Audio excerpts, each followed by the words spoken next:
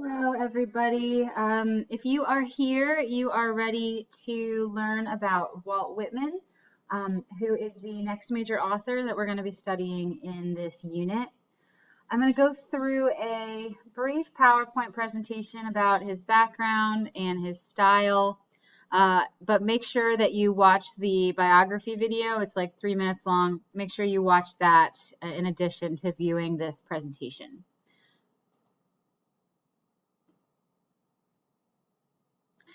Okay, so Walt Whitman, he was born on Long Island in New York and raised in Brooklyn, and he had no formal education. So he wasn't a scholar in the traditional sense, but his impact on American literature is undeniable.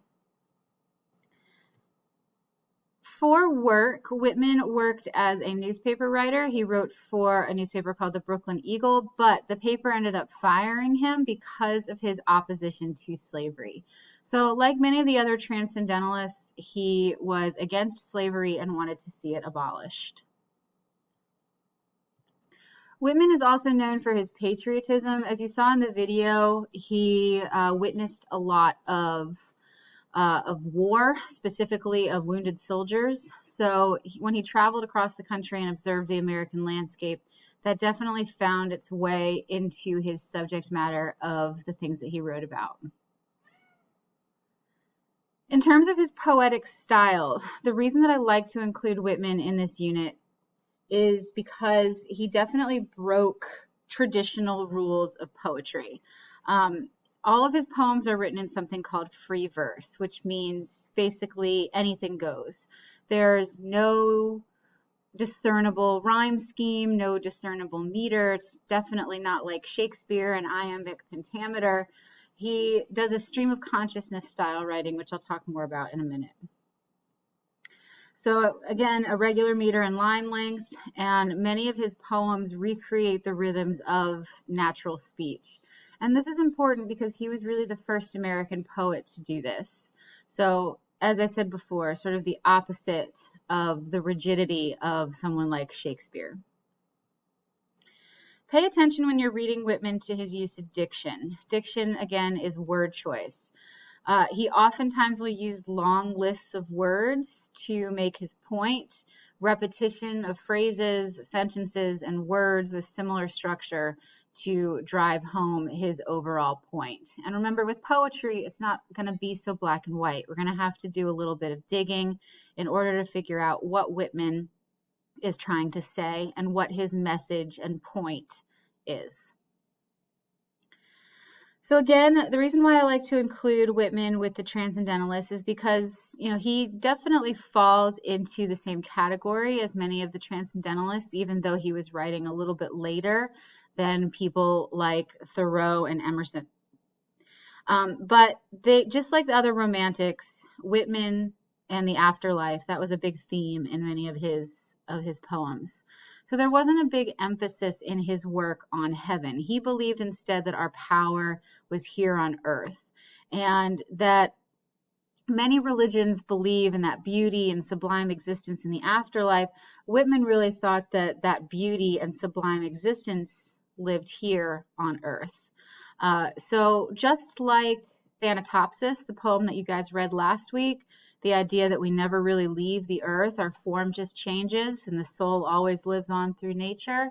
Whitman definitely echoes some of those same ideas in that romantic poem.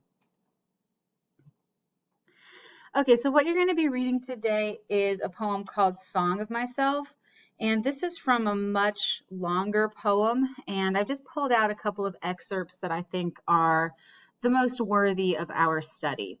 So as you read this poem, as always with poetry, you should annotate. And you can annotate by highlighting or underlining important or interesting passages, words, phrases, or images. Definitely mark figurative language, so pay attention to his use of similes, metaphors, personification, and hyperbole, and then use the comment feature in Google Docs to make connections, to give an opinion, to react, to ask questions. So all of these things that we usually do when we annotate poetry, you should do with this as well, even though it's a bit different in terms of the format of the poem that you're going to see. A few last hints for annotating Song of Myself.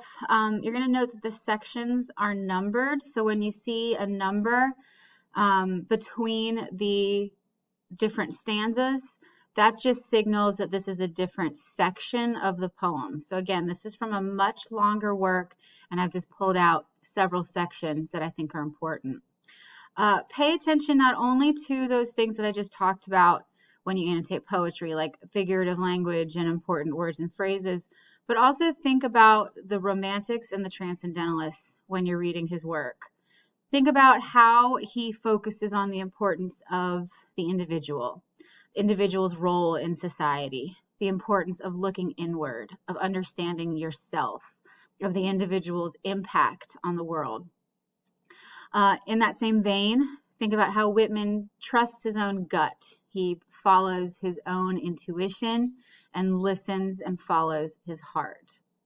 Nature is also important. He spends a lot of time in this poem just sort of musing over what a piece of grass is. So think about the role of nature in this poem as well. Again, metaphors, you're going to see a lot of them, especially in part 6. Remember that metaphors are comparisons. So look for any comparisons that he makes, especially in part 6. The romantics, again, were optimistic. They believed in the significance of the individual's life on earth and also the promise of the life after death. So look for those themes. A paradox is a contradiction. So it's something that seems to be true, but it also isn't at the same time. He uses a lot of paradoxes in part 16. So pay attention there to how he uses paradox to make his point. And lastly, connections to the transcendentalists, the idea of connectedness, of a universal soul, of simplicity. And enjoy Song of Myself, guys. I know I say this about everything we read, but this is definitely one of my favorite poems that we do all year. So let me know if you have any questions, either by stopping by office hours from 1 to 2 p.m. or email me, and I'll get back to you as soon as possible.